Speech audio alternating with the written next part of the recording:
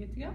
Perfect. Okay, awesome. Well, welcome everybody. We are super excited to be here today to talk about some interesting trends and themes in the future of work. I'm here with Carolyn Levy, the President of Technologies at Randstad, and I'm really excited for this conversation. We've had a couple of interesting preludes to this that I'm really excited to dive deeper into. So before we get started, let's do a little bit of intros. I'm Sage Franch. I'm the Trendy Techie on Instagram, Twitter, basically any social platform. And I'm an entrepreneur, but I'll talk about me again in a minute. Why don't we start with you? Yep, thanks Sage. I'm really looking forward to this as well. And as Sage said, I am the president of the Randstad Technologies division.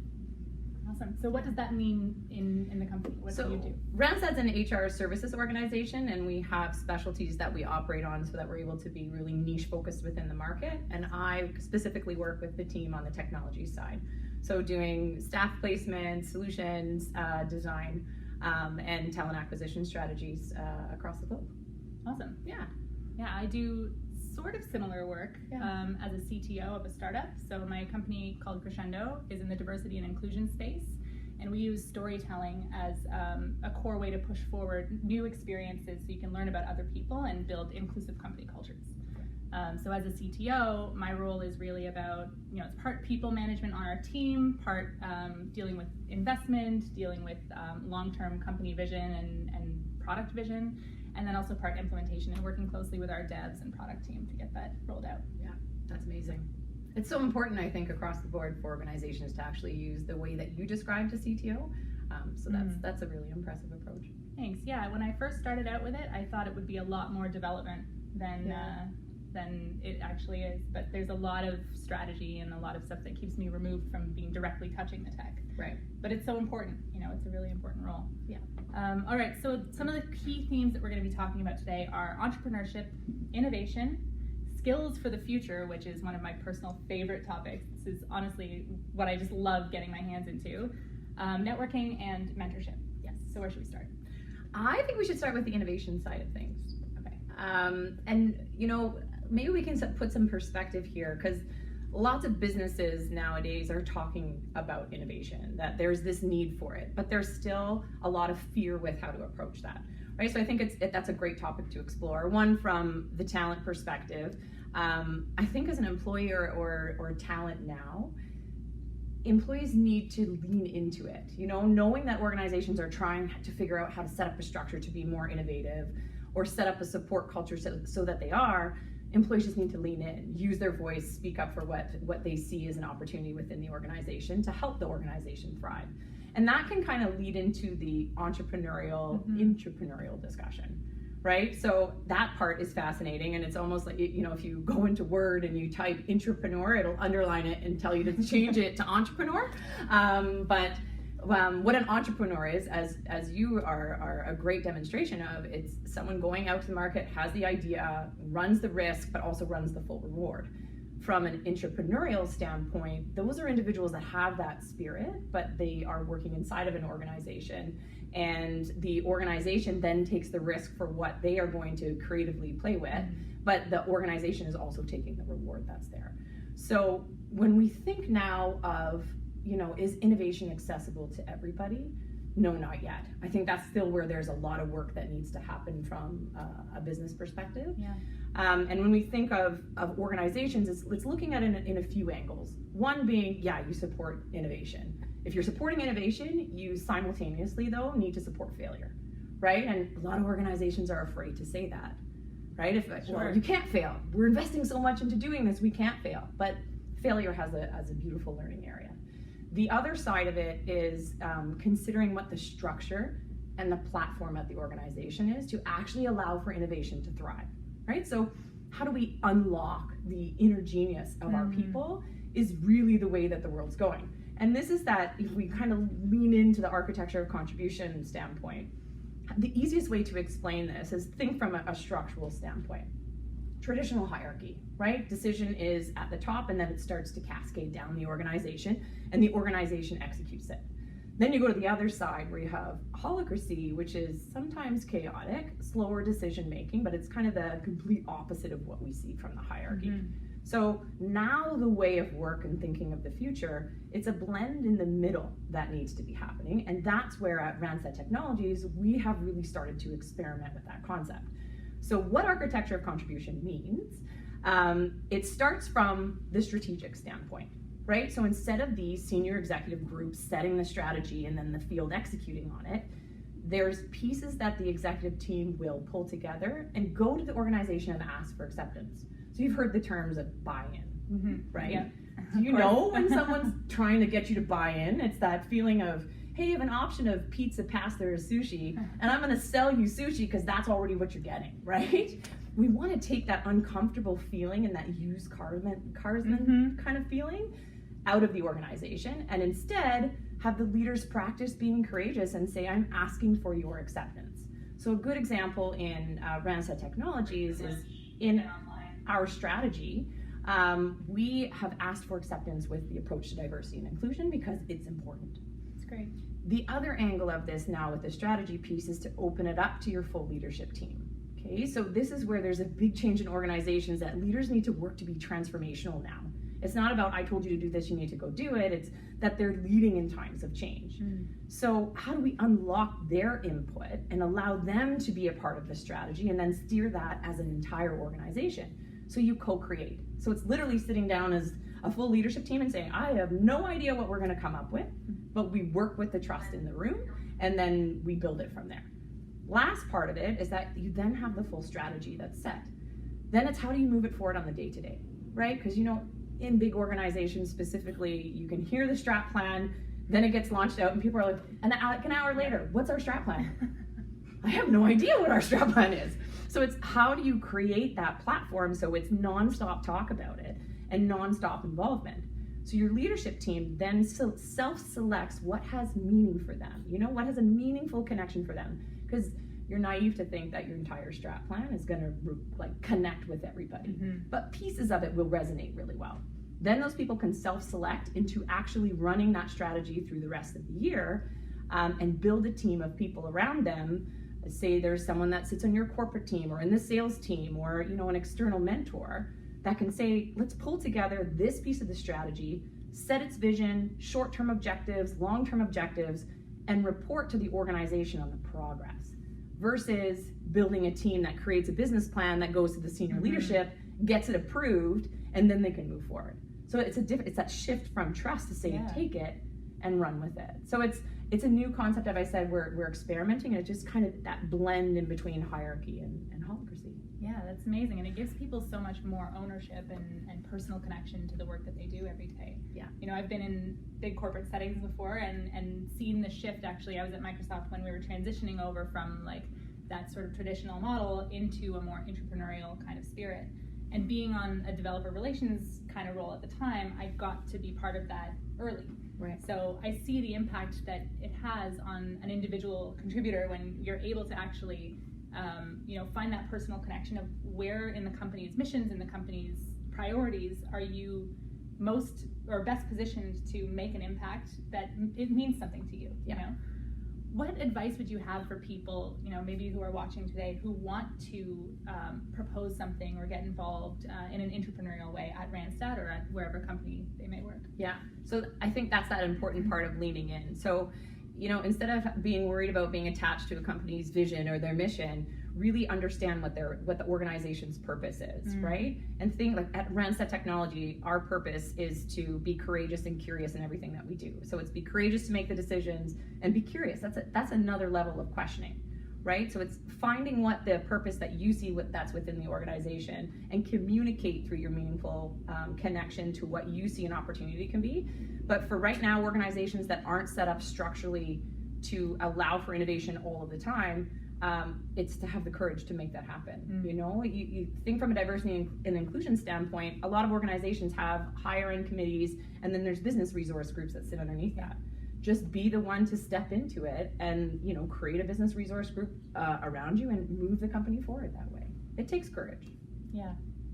It takes that fire. Yeah. You know. But can you elaborate on that? Like, how have you brought your entrepreneurial spirit, you know, into your work, into your projects, and into your daily life? I think I've always had the entrepreneurial bug.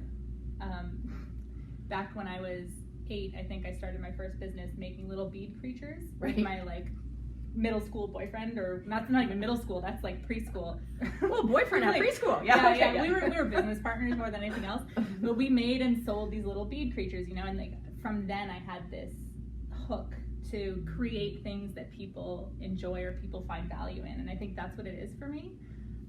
So, you know, when I was in the large corporate setting, being able to build proofs of concept for startups where they could then take that and you know, integrate it into a product that would become valuable to the masses was an extremely valuable thing for me. Eventually starting my own company to solve a specific problem was a very meaningful thing as well, because we started Crescendo based on the experiences that we'd had, you know, with discrimination and diversity issues in the past at previous workplaces. And my co-founders and I are all so different that we realized, if, you know, from the various demographics that we are and the various experience we've all had this experience of feeling like we need to leave a job because of bias and discrimination. It must be a universal issue, and there must be a way to solve it with this knowledge that we have. So being able to use my technical skills in a way that makes an impact has always been very important to me. And so now, you know, the entrepreneurial world is very exhausting sometimes. And I actually run 2 companies. So Trendy Techie is its own thing as well, and I do speaking and a bunch of things through that too. So to be sort of a double entrepreneur Crazy. is a lot. Yeah. But the impact that I feel I make through that is completely worth it. And I think that organizations who allow people to play within those same types of energies at work are just the way of the future. That's where we need to go to continue, especially as AI becomes, you know, so prevalent. We need that spirit of innovation and entrepreneurship and intrapreneurship to really survive that and continue to innovate what it means to be a human participant in this future of work as well. Yeah, absolutely. You know, you bring up an interesting point too about having 2 organizations that you're running. So how you build your network and your connections is obviously incredibly important. Mm-hmm. Can you maybe speak to that? Because it's so easy to connect with people now, but really, are we making the most of our network? Like, I think of how many friends I have on Facebook or friends on Facebook.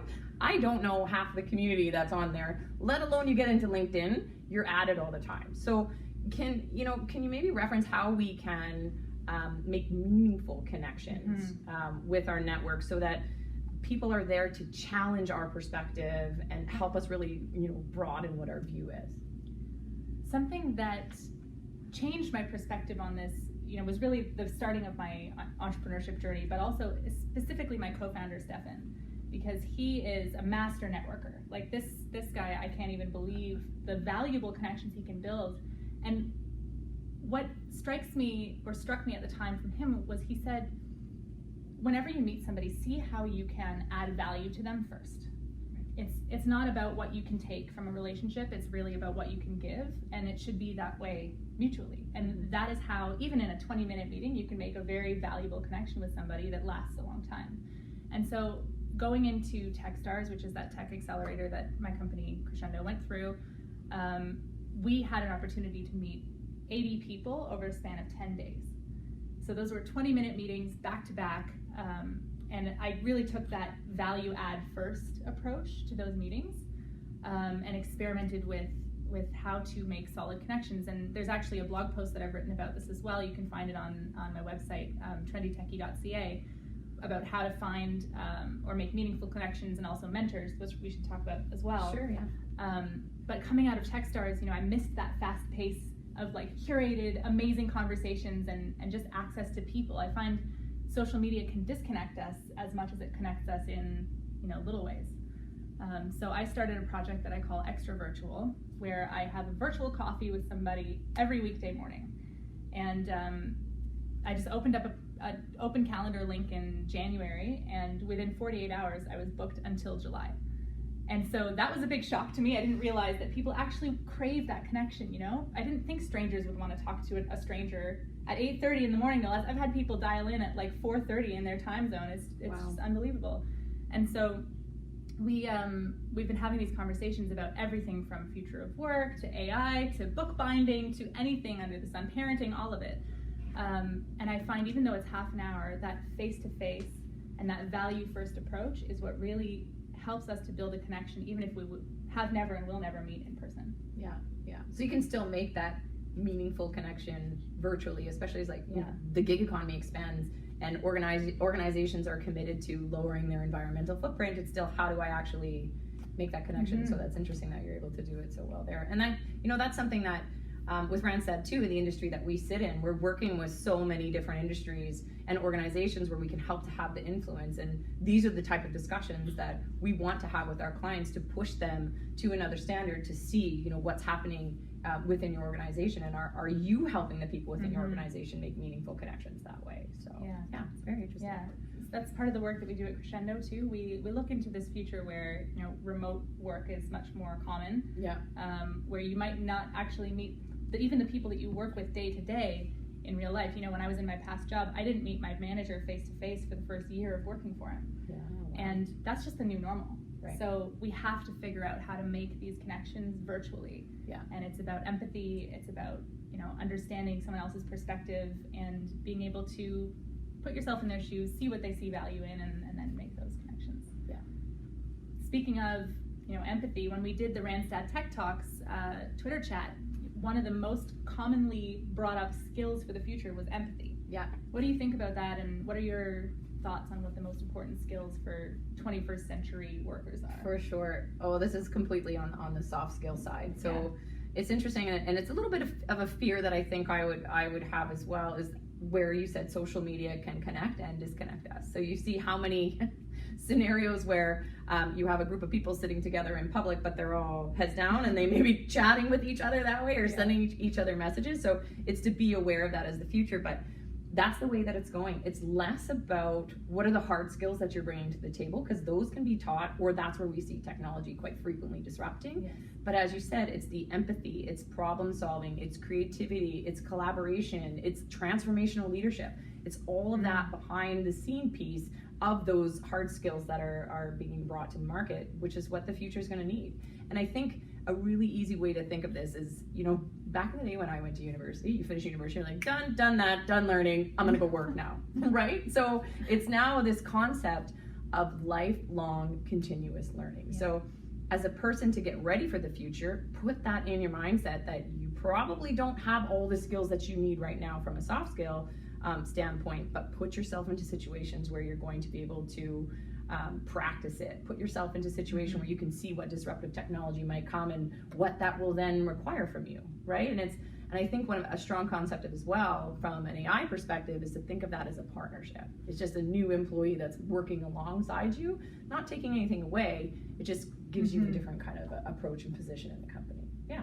Yeah, I think you hit a really good point there that, we talk a lot about, or I look a lot at, maybe, not necessarily does everyone look into the future of work as aggressively as I do maybe, but I'm constantly just investigating these trends, and I see people talk a lot about being sort of replaced by AI. Yes. or replaced by technology, and they're not necessarily aware of or seeing how much human intervention is still needed in those situations.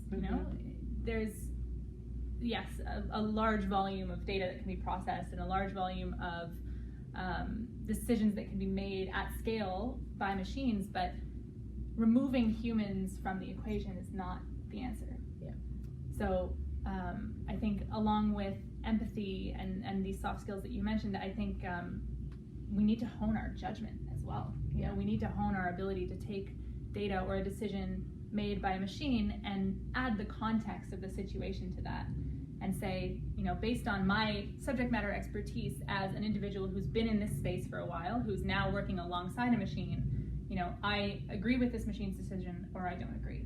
I think that is a very powerful place that we as professionals can slot ourselves into going forward. Yeah, and just to reference some studies that we've done earlier this year through our Women Transforming the Workplace platform, women have also told us that they see technology disrupting them. The biggest skill that they might have to work on in the future is that they have to adapt to new technology, right? And then with all that fear that's coming into the market for, I could be replaced, it's interesting to see that women in this case just they aren't doing enough at the organization to ensure that they're going to have those skills. So that's also a message to organizations to say, through all of this, what are you doing to set up everyone in your organization to be inclusive across the board so that people see a career path? Because you could have some unhealthy turnover of some wonderful people that might just like remove themselves from the company because they don't see a path on how to get out. So again, that comes back down to meaningful connections, really career pathing. And I think that could also lead into talking a little bit about mentorship, right? The importance of what we do from a mentorship standpoint. So can you talk about, because this is funny, because good mentorship is something we need to be concerned about, right? You can have a mentor you may never see, don't then say you have one, but how do you, as a person wanting to be mentored, find a good one? This is something that I have been practicing for a long time. So I think initially my approach to mentorship was very, as it comes. I didn't want to ever ask for mentorship, and I actually had a moment where I was like, you know what? No, I'm going to ask to be mentored by somebody, but I didn't do it in a strategic way, or I didn't do it in that value first kind of way. And so I went up to this entrepreneur who is the CEO and founder of Dot Health, Huda. She's incredible. She'll probably remember this moment because I walked up to her at a conference and I was like, you're amazing, you're an inspiration. I think what you do is just so impactful for the world. Will you mentor me? She was like, about what? And I was like, I don't know, I'm starting a company. Yeah. She was like, that's not specific enough. You need to have a reason that you need a mentor. You need to really see a plan or a way that this person is going to fit into being able to help you. And that's the most important first step, I think, is figuring out, before you approach anybody, figuring out what you need, figuring out where your big gaps are. So when I approach a new mentor, I actually am lucky now, I have very many. I typically go with a subject matter mentor. So I have one advisor who works professionally with Crescendo, and he is a security expert. So I go to him every time we go through a security questionnaire or so on. Identifying before every meeting or before every ask, what are your top 3 or 4 challenges that you're facing right now where you need the most help? Right. So if you had 15 minutes with this person, you should be able to go through and say, this is who I am, this is what I'm facing, and these are the 3 or 4 challenges that I'm dealing with right now. Right. And that shows somebody how they can be useful. People want to be helpful. And then beyond that, being able to have that meaningful connection, have relationships that feel good, where you're having conversations that feel healthy and that feel collaborative. I think sometimes people look more at the role of the mentor than the quality of the relationship. And if you're in a negative mentorship-menteeship relationship, that's not productive. Right. I think it's very important to have a mentor, especially if you're going to, innovate yourself or innovate your organization or anything like that. There are so many people with wealths of experiences who have done this thing before. We don't have to go it alone. Yeah, for sure. And I think that brings up the power of storytelling, yes. Right? Making time to hear. And that's so important when you think of inclusion from an executive standpoint too, right? Is how do you storytell so the fear of someone that's new to the workplace wanting to, make a difference in a big way, understands what they can do, and they can see like, oh, someone's been through that before. You don't have to do it alone, as you said. Yeah, for sure.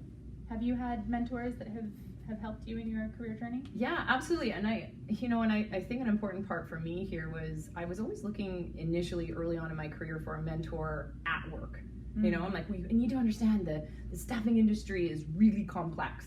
I have to be the expert of everything in everybody's business in a few areas from a skill set standpoint, but I'm moving between industries. How do I ensure that I'm able to handle all of this and not get overwhelmed, right? Because it is overwhelming to be that face. And I think even from a corporate standpoint, where you're on the HR and talent acquisition group, where you're trying to attract all the people into there, it's a lot, right? Yeah. So I was looking for someone internally. I did find that we have the wonderful privilege of being a global organization, so really connecting with people working at Randstad around the globe, because the working cultures are very, very different if you're going to Singapore or if you're going to Australia or what you go here. What's rude in Australia or what's normal in Australia is considered rude in Canada quite a bit. So it's doing that angle. And again, I had the opportunity through multiple platforms that Randstad has in place to ensure mentorship is happening, that I took advantage of a partnership. But then also it was going externally. And I think the initial like, ooh, will you mentor me? When I didn't take a nice, like, this is what I would like from you, I did the kind of crawl in and be like, I don't know what to say, I'm so impressed with you. You know, where can I go from here? And it was interesting. One of the strongest mentor relationships that I've had actually existed with a gentleman that helped me get back into the workplace, right? So it was, I had the fortune of having a little girl. She's turning 6 on Saturday. And I was trying to figure out, how do you do this mom thing? You know, like, how do you go back in, and how do I be everything that I need to be at work and do everything at home? And I just needed to talk to someone, and it wasn't on a coach, but it was more to say, what am I not seeing? He's done it before when he integrated back into workplace. So I found that external connection really important as well. So they play a huge role. And I'm impressed you have many. I find it hard to give the time sometimes. And then mentoring myself, it takes up a lot of time, but it's so worth it. You know, those are the best meaningful connections that you can make. Yeah, I've been fortunate working with people around the world through Trendy Techie, even because, you know, I started blogging after a week where people told me just so many discriminatory comments about being a developer in a dress, pretty much. It came back to, you're too pretty to code, you can't code in a dress, all of these little things that added up. And the worst for me was, I went to Best Buy and I tried to buy a laptop, like a decent laptop, because I was doing augmented reality development, and the clerk said to me, oh, you don't need that. And I said, what? Do you have a more powerful one? He goes, no, it's not like you're going to use that. You don't need 16 gigs of RAM. It's not like you're going to do anything with it. And so I was heartbroken, and I tried to find somebody who was telling that story of being a developer in a dress or whatever, and nobody was telling that story at the time. So that's why I started telling my story. And you're right that it's so powerful, you know? And I have been able to connect with people who needed to hear that story, and have built a few mentor-menteeship relationships through that, and just seeing them grow is such a fulfilling thing as well. And I think you're talking on a bigger level here too. There's this movement from organizations being product-centric to service-centric to human-centric. And that's really something with Randstad that we're trying to lead the way through our human-forward brand, and we're very strict on what we're trying to do to create a human-centric experience. But that's the future of work that way, is where everybody's going, or should be going if they're not yet. Agreed. Right? All right, I think that we are at time, so if you enjoyed this conversation, I highly recommend you follow up on Randstad's blog. On my blog, we've been working on some great future of work content together. Definitely check out that Women Transforming the Workplace report as well, because there's some really cool statistics in there. I've tweeted out a few myself. And don't forget to keep following along with our hashtags here: Human Forward, Women Who Innovate, and Randstad Tech Talks. Thank you everyone for tuning in. Thank you, crew. Thank you, Carolyn. This was awesome. Wonderful. And I'm really happy we did this. Yeah, me as well. Thank you. Right. Thanks Bye, for joining, everyone.